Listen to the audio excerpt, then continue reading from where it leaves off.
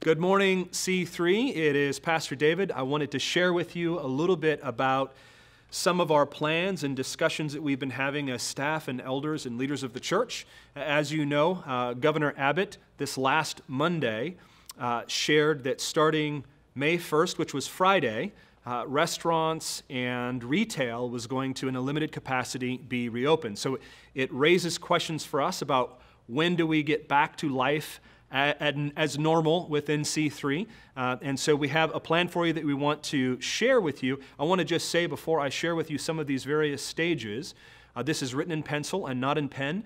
This is a changing landscape that we have to adjust to based on further information either from the CDC or from Governor Abbott or our local officials and leaders. But as it looks right now, we are in phase one. Now, phase one for us is everyone kind of in lockdown, sort of socially distancing ourselves from others, and we're watching sermons online just as you are right now. But we're moving to phase two, and what you'll be hearing over the next several days is communication from our church recommending to you that you begin to gather as community groups. For those community groups that are interested and willing, some of you have already been doing this and keeping 6 feet apart from one another in front yards on lawn chairs, which is great, but we want to recommend that community groups begin to gather again, if they can, of course, following CDC guidelines, still being cautious and safe in what you do.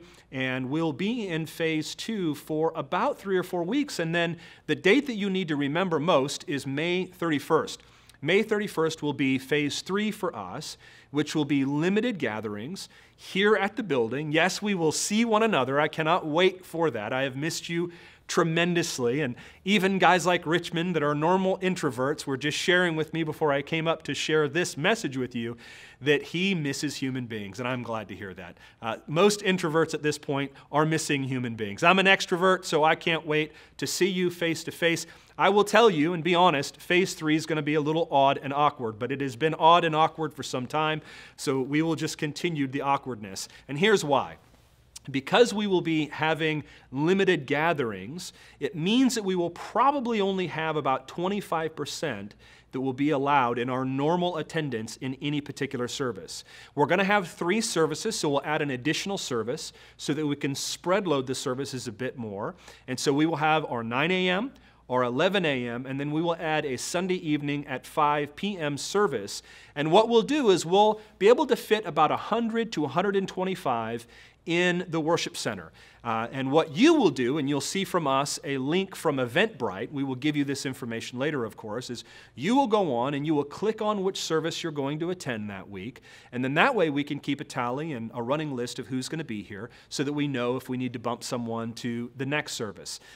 We will have not only availability, but also we will have some social distancing parameters that we'd want for you to follow. One of those would be we'll have every other row blocked off.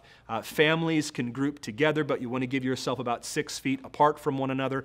And since we have a room that can fit over 400, we figure about 100 to 125 is a good number for us. And I'm not sure how long that will last. That might last for 2 weeks, 4 weeks. We don't know. What we do know is as more data comes in, and as Governor Abbott gives another announcement on May 18th, that will probably shape and change a little bit of what our loads look like for each service. So what will happen in phase three, May 31st, public gathering, limited space. You'll have to click on and sign up for the service that you want to attend. There will be no children's ministry.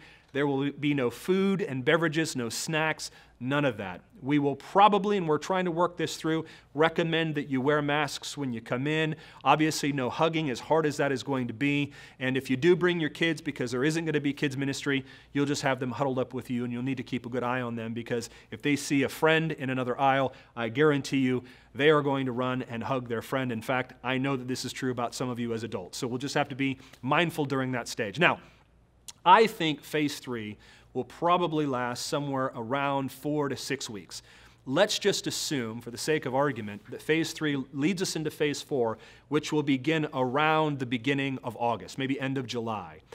In phase four, we will no longer have any restrictions on occupancy for our public gathering, but we will still have Obviously, some very clear parameters for sanitation. We want to give space between services so that we can clean. There are going to be things that will make it clear we are not fully back to normal yet. But at that point, we will have food and beverage.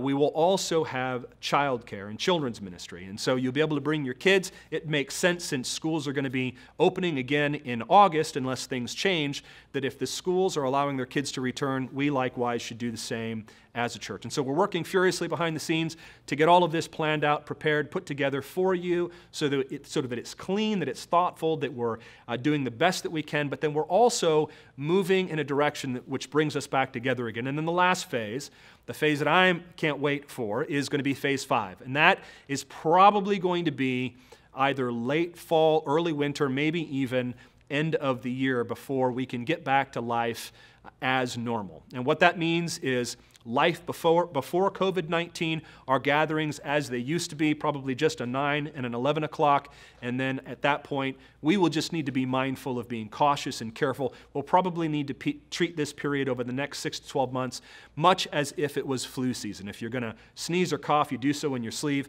making sure you're washing your hands. If you're sick, stay home. If your kids are sick, keep them home. But I can't wait. I cannot wait to see you. I cannot wait to be together again. We are on our way. We are moving in the right direction. We are trusting the Lord. We are trying to get wisdom and discernment from His Spirit and Word. We are listening to one another as the leaders are bringing wisdom in these conversations. We're listening to our local officials. I am speaking with, in a group, larger churches in Houston to think through what they're doing, and you'll get this communication plan to you soon. But wanted to just give you a preview now. Again, big date, May 31st. Get ready. Can't wait to see you. God bless you guys.